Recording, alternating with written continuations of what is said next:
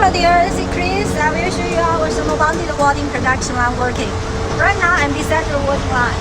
You can see this is the first open machine and then deliver to fiber silo and then to second fine open machine. Yeah, the two opening size can open the fiber in very good quality and then deliver to cotton feeder and then to single cylinder double buffer high output cutting machine. And this is our electric control case. Yeah, touch screen control. And you can see our cutting machine.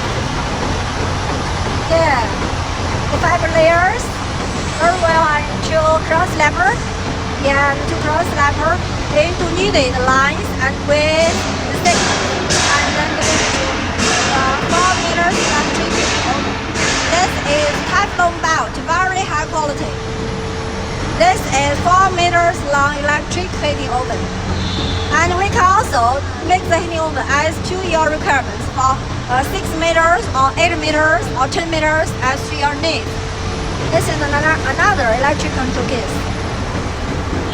You can see after heating oven, the thermal bonded wadding is bonded and high quality. Let's touch, let's feel the quality. It's very soft. It's suitable for making mattress topper or comforters, or for pillows, or for decorations, many different usages. Thank you.